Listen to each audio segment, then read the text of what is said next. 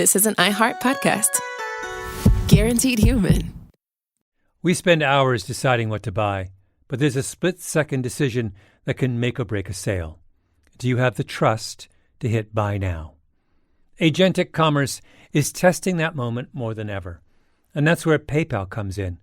With 25 years of checkouts, 400 million consumer accounts globally, and the benefit of purchase and seller protection, all of which make sure wherever a purchase starts, it ends with trust.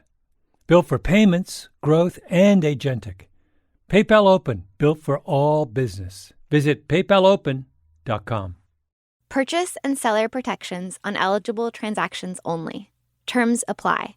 See paypal.com/risk-management for details. When you buy business software from lots of vendors, the costs add up and it gets complicated and confusing.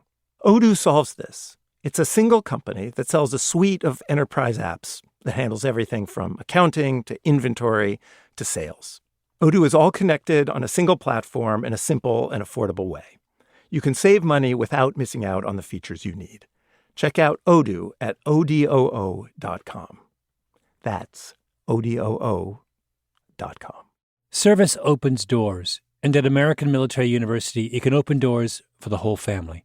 If you have a loved one who served in the military, you may qualify for reduced tuition. AMU offers flexible online programs designed to fit your schedule so you can keep moving forward wherever life takes you. Learn more at amu.apus.edu/military. Open doors to the future for you and your family with the help of the American Military University.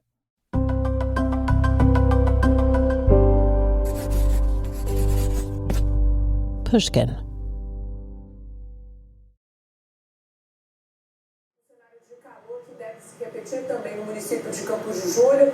The first time I visited Lucas do Rio Verde in Mato Grosso was in May 2025. On my first day there, I decided to head over to Bruce Rossiter's ethanol refinery, FS, Fueling Sustainability, to take some photos. The day had down a bit cloudy, but it was hot, over 30 degrees Celsius. After lunch, a cold wind started blowing. At 3 in the afternoon, when I was outside the refinery, the sky suddenly darkened. The wind started whipping up sand and everything turned reddish. I managed to film a few seconds of the scene before rushing into my car. The wind was shaking the imperial palm trees violently, and I was afraid one of them might fall on me. On my drive back to the hotel, I saw palm branches scattered across the road, a fallen utility pole, and a torn billboard. Then the rain came, and the temperature dropped to about 15 degrees. I kept wondering if that had been an extreme event or if this happened all the time. When I arrived here, it rained for 6 months and was sunny for 6 months. Damazilia Santos is an organic farmer who has lived in the region for 22 years. She says that everything is now hotter and more stifling, and she has a hunch as to why. We no longer have that tall, dense vegetation. That's where it cools down. That's where the breeze comes through. Now, it's just fields. Clearing more and more, clearing more and more, clearing more and more. Planting, just planting. That's what happens. This is also reflected in the data. When a cold front advances, it displaces the hot, dry air over the region, also generating very strong wind gusts. With the large area of dry, loose soil, dust is kicked up and creates sandstorms. Ana Paula Paz is a meteorologist and climate analysis consultant with the National Institute for Space Research in Brazil. Lucas do Rio Verde has been experiencing this more frequently because it is in an area of agricultural expansion, with large tracts of exposed soil during the dry season, which facilitates this type of phenomenon. She says the more open land there is, the greater the chance of windstorms like I saw in Lucas. By 2050, the trend is toward hotter days, drier and longer seasons, and rainfall more concentrated in extreme events. For Lucas do Rio Verde, this means more challenge for agriculture management, greater pressure on water resources, and a need for urban adaptation, such as tree planting, soil management, and strategies to reduce heat islands. Lucas markets itself as a city of opportunities because of agribusiness and its promise of a sustainable future. It's also why people like Bruce and the Franz brothers, his partners in the Brazilian corn ethanol business, moved there. But what that storm of wind and sand showed me was another side of Lucas' relationship with agribusiness. And it connects the city directly to Bruce's legacy in Iowa. I'm Felipe Sabrina. And I'm Amy Westervelt. And this is Cowboys do Cerrado. Carbon Cowboys. A podcast that tells the story of how a U.S. agribusiness tycoon managed to expand industrial agriculture in Brazil by promising to protect the climate.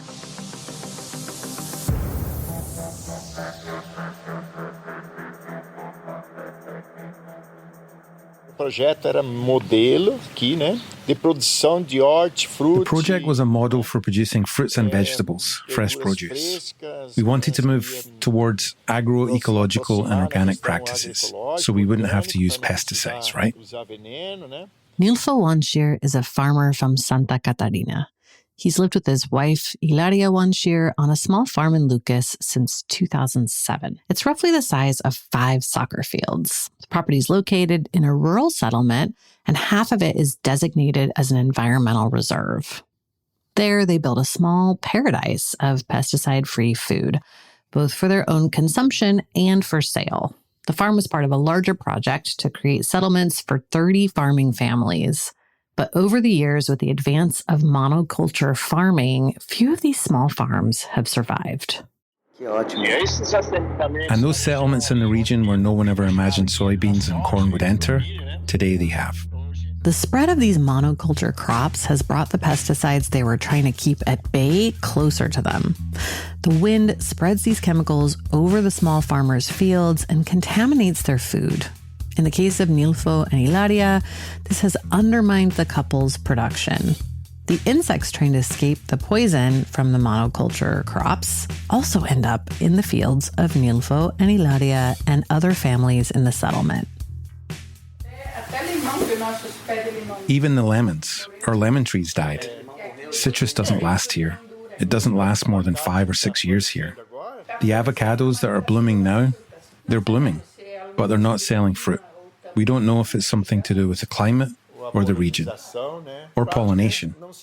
You hardly see any bees at all because of the pesticides. Even the water in their settlement is drying up.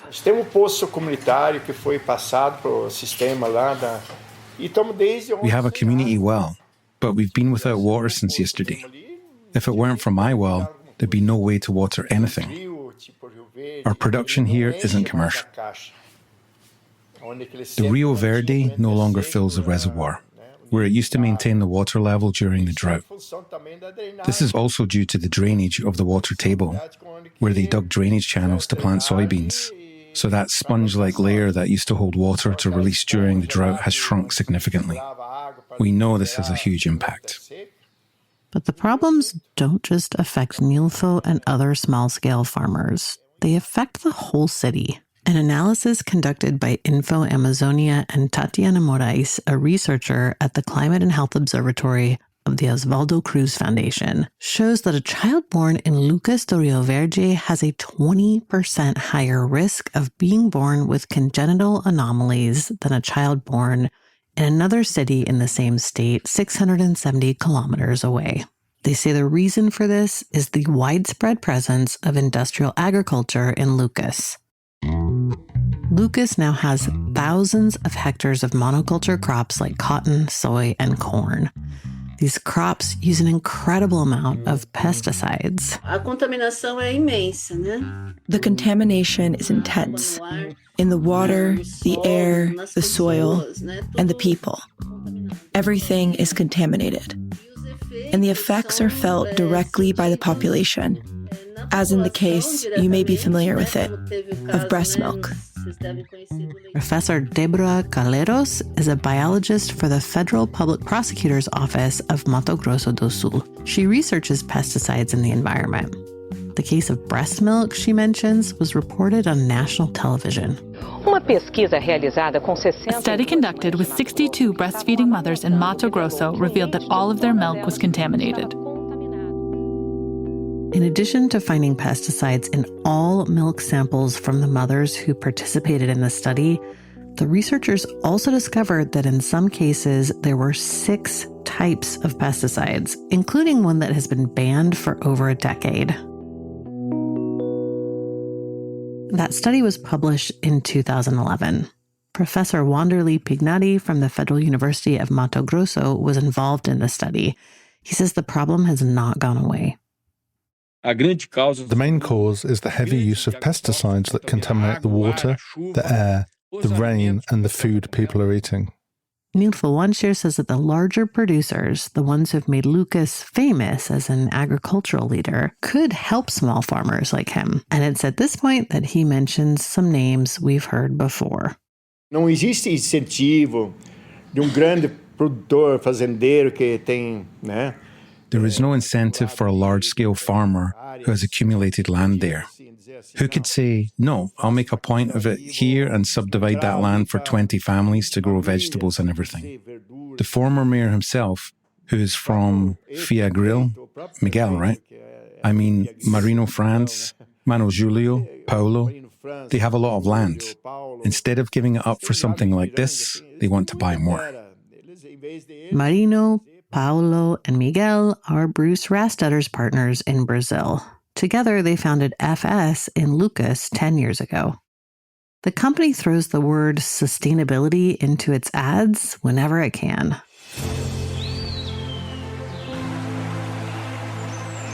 Ajudar a tornar o planeta cada vez mais sustentável tem sido dos Helping to make the planet increasingly sustainable has been one of the main goals of major industries, which are working towards a better, net zero carbon world. FS was founded with this purpose in mind. When Marino was mayor, Nilfo spoke with his administration about a dream of building a green belt in the area. Nilfo's wife Hilaria says the deputy mayor at the time, a businessman in the home appliance industry, discouraged the project. She says he told Nilfo, "You'll never be able to do it." Bruce and his partners say they started almost from scratch as small farmers and celebrate their rags to riches success stories in agribusiness whenever they can. But in the city they chose as the birthplace of their empire in Brazil, farms like theirs are crushing the dreams of small farmers, much like what happened back in Iowa, as you heard in episode 2. Paulo, ele é assim, ele é americano. Paulo, he says he's American. He took courses and everything, studied in the United States. So he has this capitalist mindset where he thinks that's how it is, that we all depend on him, that the jobs he creates are what matter. But he forgets that starting a company like this should also be about making food production a priority. But for him, what is sustainable, what is economic development, it's agribusiness. In August 2025, when Felipe went to interview Nilfo and Hilaria for the second time at their settlement, they had just returned from the market. Some of the food they bought, they actually grow on the farm, but the plants no longer produce enough to cover their household needs. This is the vision of a sustainable future that agribusiness is creating in Lucas. Corey Melby, the American agricultural consultant we heard from earlier in the season, says corn has transformed Mato Grosso over the past decade, and it was all Marino Franz's plan. Corn ethanol is what doubled land prices the past decade in Mato Grosso. Marino Franz, Paulo's brother there. I had investors. I was taking hedge fund guys around, and he was the mayor at the time, and he was giving me all these cool little charts with a 200-kilometer radius around Lucas. And he was the first to tell us by 2020, Mato Grosso will be producing 50 million tons of corn, everything in this radius, everything around Marino. You're fucking full of shit, I said. No way in hell is Mato Grosso going to produce 50 million tons in a decade. How wrong I was. They've turned Mato Grosso into a whole corn utopia. But it's not enough. Bruce and the guys wanted more. They started eyeing land near the Amazon River. I kind of told them not to go there to begin with, and then they asked me on a tour to help interpret because they wanted to buy more land. I said, you probably shouldn't. It's not for gringos to start there. That's for experienced Brazilians with a plethora of lawyers behind them. Bruce didn't take Corey's advice, but he still tried to be discreet. Except we found his flag planted in Amapá, on 4,000 hectares of land in the heart of the Amazon. That story's coming up after the break.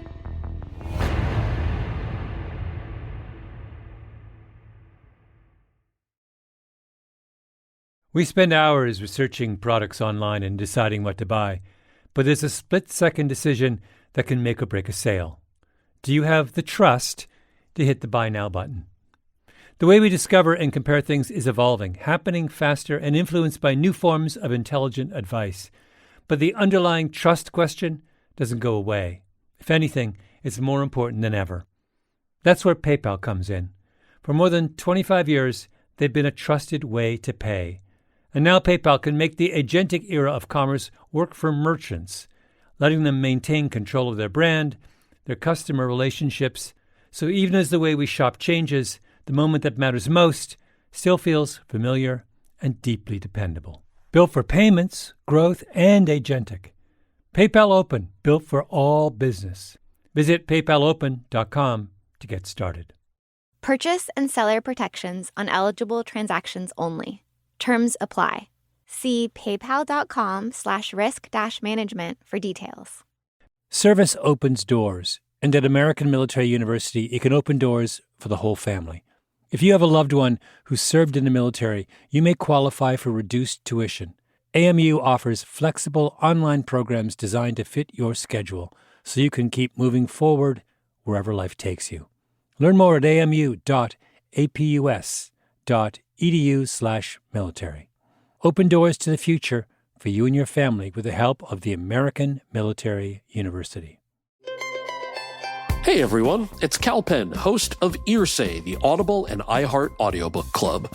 This week on the podcast, I'm sitting down with Wil Wheaton, who played Gordie LaChance in Stand By Me 40 years ago and now narrates Stephen King's The Body, the novella that inspired it all.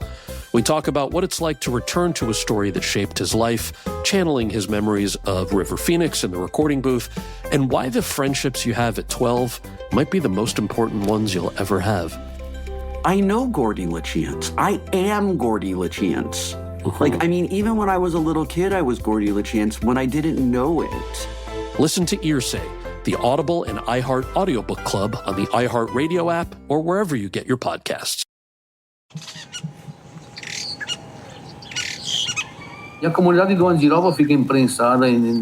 Andiroba community is squeezed in between these agribusinesses. It's a community of lake fishermen, but they've practically lost all their land. Father Sisto Magro is Italian, but has lived in Brazil since 1989. For 18 years, he's worked for the Pastoral Land Commission in Amapá with the territories of traditional peoples and communities.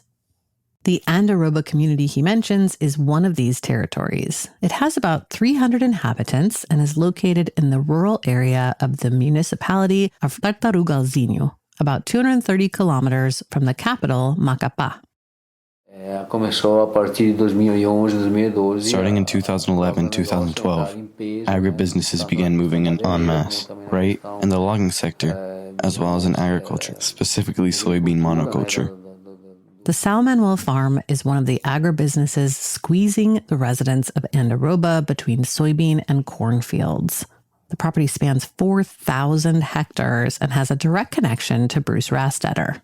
While sifting through documents Father Sisto gave him, Felipe ended up at the Tartarugalzinho registry office twice looking for more papers.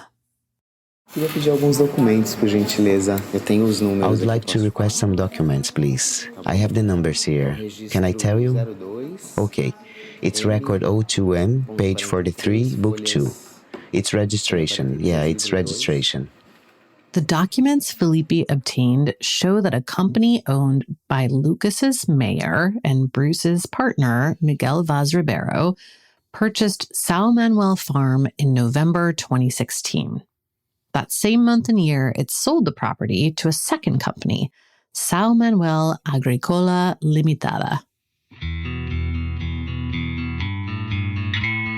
Documents from the time show that one of the partners in that company was, would you believe it, Summit São Manuel LLC, based in Iowa in the United States at the same address as Bruce's office.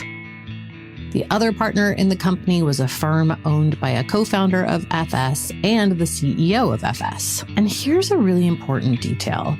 In 2017, São Manuel Agrícola Limitada pledged the São Manuel farm as collateral for a nearly $6 million debt owed to Bruce's Summit São Manuel LLC. The debt is due in November of this year. If the debt isn't paid, the 4,000-hectare farm, planted with corn and soybeans, could pass entirely into the hands of corn ethanol magnate Bruce Rastetter. It's worth noting here that in Brazil, foreigners face various restrictions on buying land, and that's especially true in the Amazon. But when a property is used to settle a debt, things work a little differently.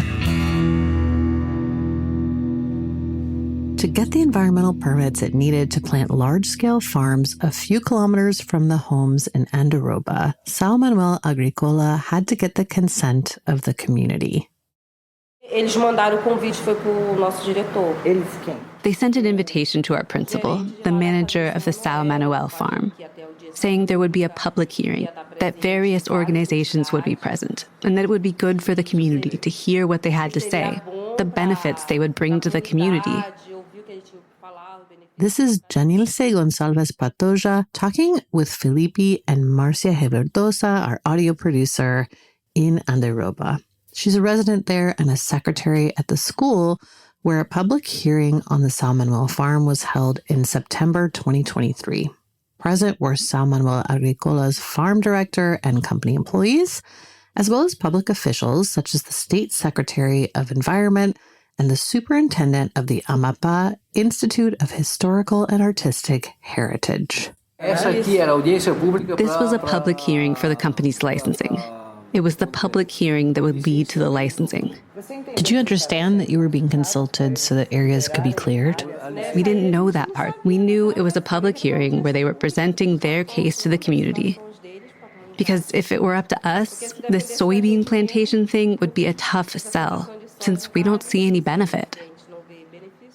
Janilce and others that Felipe and Marcia interviewed at the Andiroba Community School say they didn't have enough information at the hearing to understand that this wasn't just a public meeting to learn about the project, that actually this meeting would decide whether or not the project happened, and that this was their chance to have a say. They also say there was almost no room for public participation during the meeting. It ended up starting around 10 a.m., and each statement had to be a maximum of 3 minutes. They were already asking Father Sisto to stop talking. Then I spoke for 5 minutes and, enough. They didn't want to let me speak. Holding the meeting at 10 a.m. on a workday also limited participation. Look, there were plenty of children. There were more children than adults. So this public hearing for the issuance of an environmental permit to plant soybeans and corn was composed, for the most part, of school kids, according to Janilce. In the environmental impact study São Manuel Agrícola submitted to the Department of the Environment to obtain its license, it argued that without the jobs created by the farm, the population of Andiroba would lose its quality of life. They also said that this would lead to environmental degradation in the region due to hunting and resource extraction. Regarding jobs, we see that at least 7 direct jobs will be created for this specific project. This is Lucas Paes, the farm's director, in an interview he gave to a local website on the day of the hearing. Janilce Gonçalves Pantoja disagrees. We don't see it creating jobs. Sometimes they look for people from outside to work. Within the community itself, there are many heads of households who need jobs but don't have them. So we don't see this benefit. This return they say they give to the community, we don't see it. Despite all of that, the public hearing was a success. After interviewing people from the Andiroba community, Felipe went to the capital, Macapá, to speak with Amapá's environmental prosecutor, Marcelo Moreira. He asked him about the hearing held by São Manuel Agricola. A audiência pública é fundamental, né? Ela, em tese, é essencial. The public hearing is crucial. In theory, it's essential. But we didn't hear about the public hearing, and I think that's an indication that it wasn't widely publicized, that it didn't generate broad participation. What we did hear about was its outcome, through the Pastoral Land Commission, which is another sign, right? Moreira emphasizes the damage that agriculture can cause in the region thanks to a peculiarity of the ecosystem itself.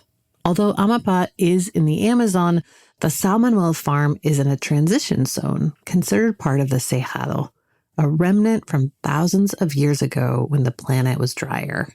And this is strategic for business owners, since in the Cerrado biome, by law, the area protected from deforestation is 35% of the property. That's a lot smaller than land in the Amazon, where you would have to set aside 80% of the property for conservation.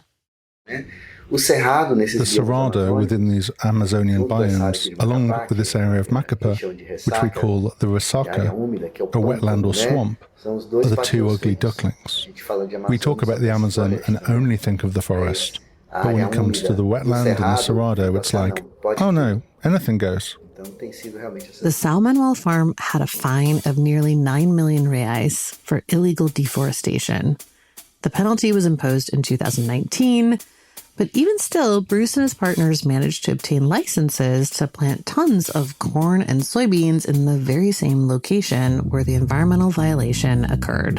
The operating license is valid until 2030, and the fine was waived this year. After the break, what was so attractive for Bruce and the guys about the Amazon in the first place?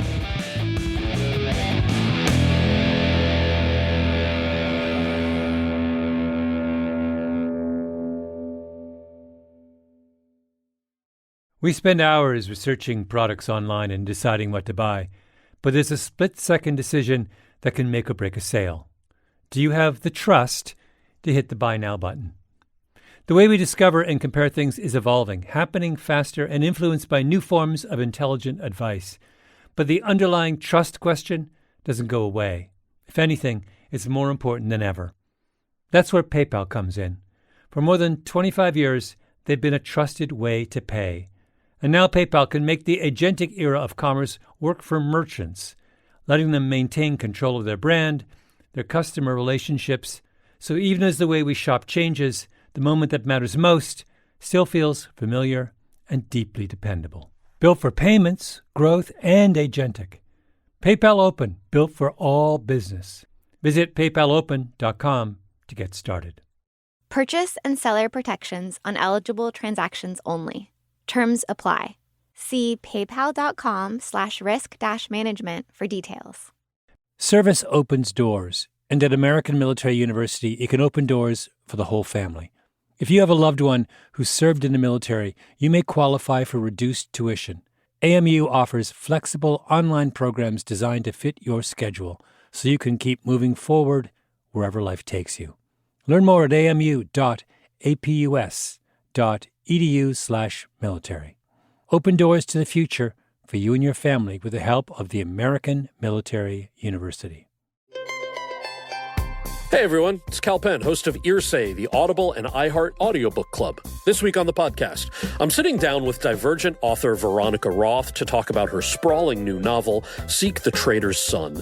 It's a sci-fi fantasy epic about two protagonists on opposite sides of a war and a prophecy neither of them wanted. My first book was Divergent, and when that came out, because it was so popular, I think it attracted mostly positivity, but the negativity I sucked in like a sponge. And I think It was like critiques of things I liked when I was like, I was 23 and I wrote this book and it had all my like dorky little cheesy or maybe unrealistic loves in it. Sure. And I started to feel a lot of shame about those things. And so for the rest of my career, I steered away from those little things that like make you feel pleasure when you read. But I also was like saying no to these parts of myself that I then was like, screw it. Yeah. So that's this book. Listen to Earsay, the Audible and iHeart Audiobook Club on the iHeartRadio app or wherever you get your podcasts.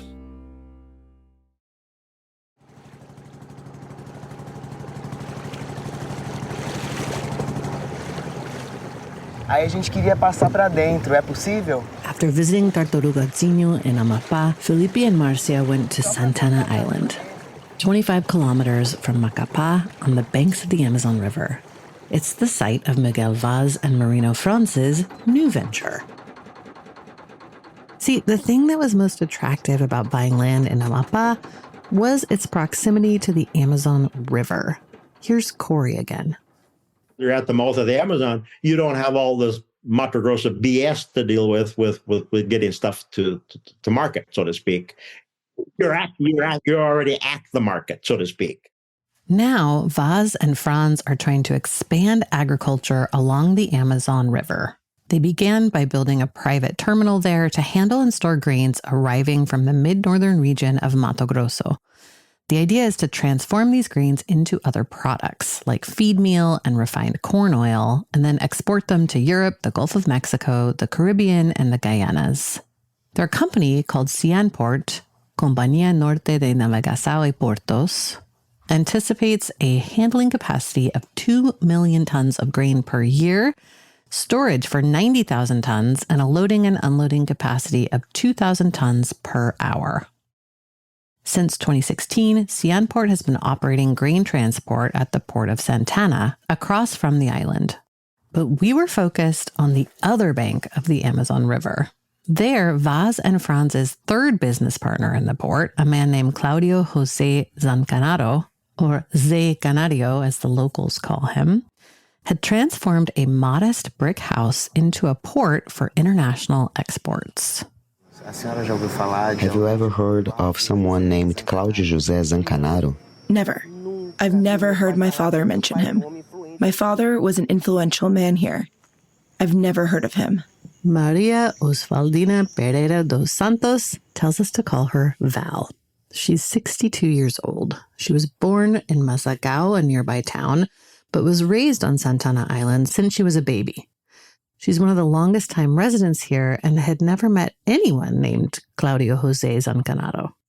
However, in August 2012, Zancanaro sent a document to the Federal Heritage Superintendents stating that he'd been living in a house on the island since January of that year.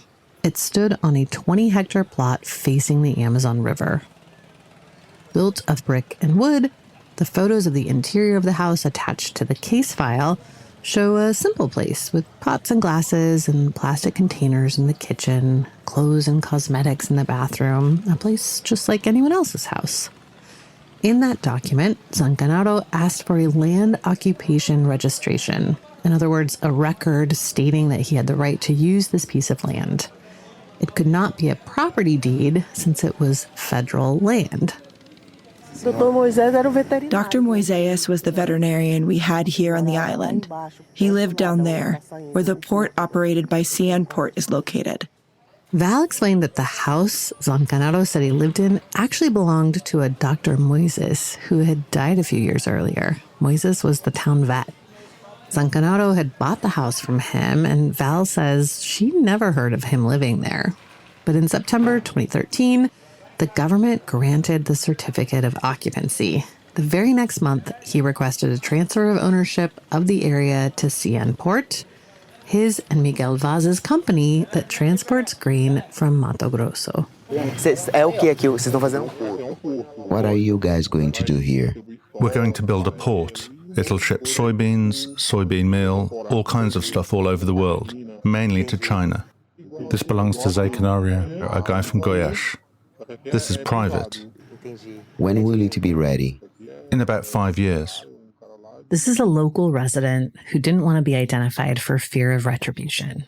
He told us more about the construction of CN Port's port. The transfer of ownership from Zancanaro, or Zé Canario, as the locals here call him, to the company CN Port was authorized in January 2014.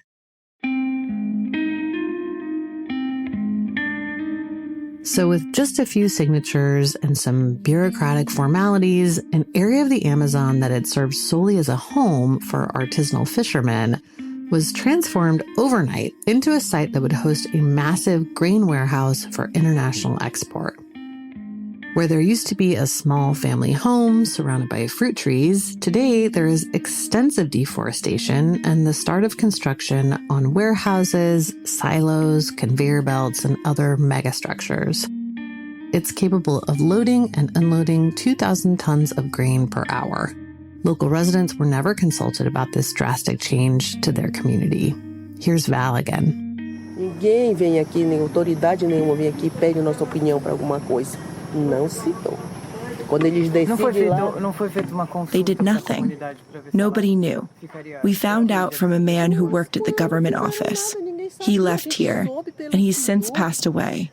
He saw this project on paper there, so he brought it here to tell the people. No one believed it because they had to see it on paper. They said it wasn't going to happen. Oh, there it is right in front of us. There are ships passing by every day picking up soybeans. It stinks like chicken poop. Really stinky. It's the soybean dust that the wind blows over here.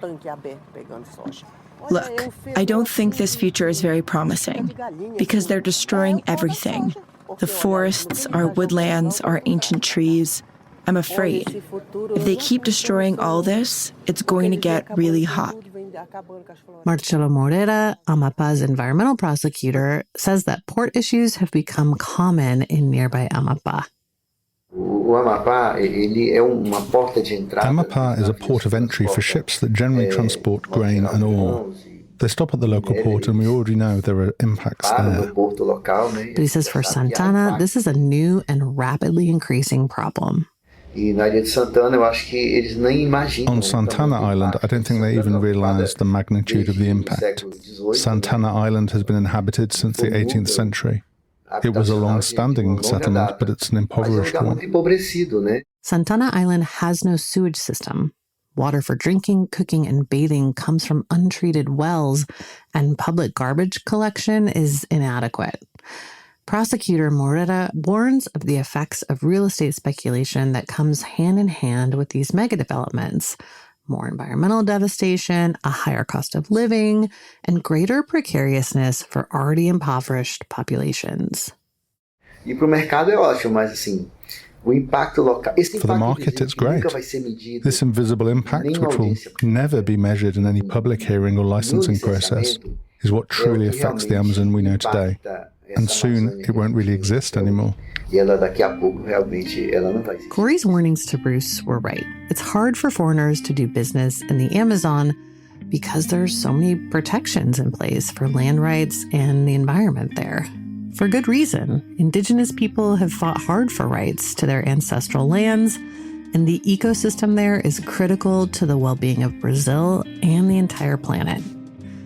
But despite some obstacles, Bruce and his partners managed to grow rapidly in the Amazon, first by building a large farm, and now by constructing a major private port. All of this in less than a decade, thanks to the slow enforcement and fines for environmental violations committed by major agribusiness executives.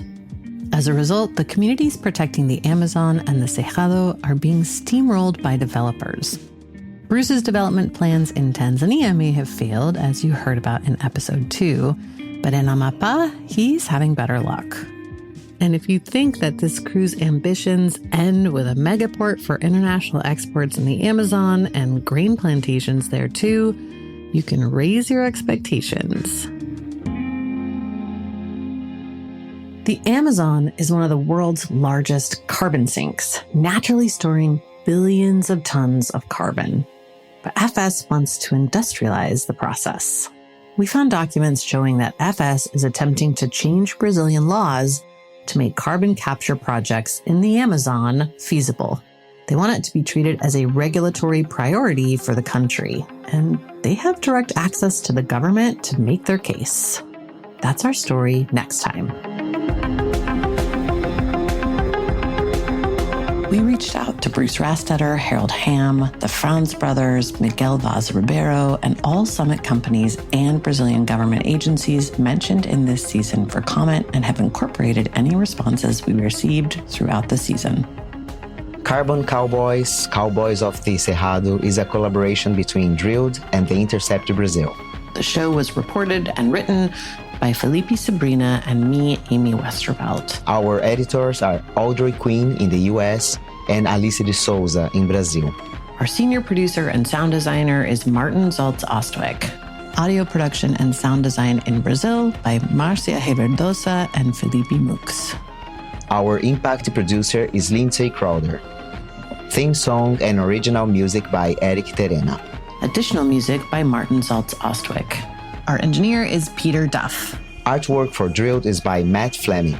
U.S. fact-checking from Naomi Barr. Brazil fact-checking by Estúdio Fronteira. Our First Amendment attorney is James Wheaton with the First Amendment Project. We are also proud members of Reporters Shield. Big thanks also to Andrew Fishman, president of The Intercept Brazil. Drilled is distributed by Pushkin Industries. Huge thanks to the team there, including Greta Cohen, Eric Sandler, Grace Ross, Morgan Ratner, Owen Miller, Kira Posey, Jordan McMillan, Brian Schreberneck, and Jake Flanagan. To hear the Portuguese version of this series, head over to The Intercept Brazil's site or search for The Intercept Brazil's podcast feed wherever you listen to podcasts.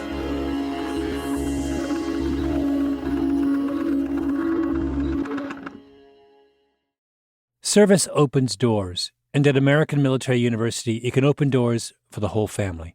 If you have a loved one who served in the military, you may qualify for reduced tuition.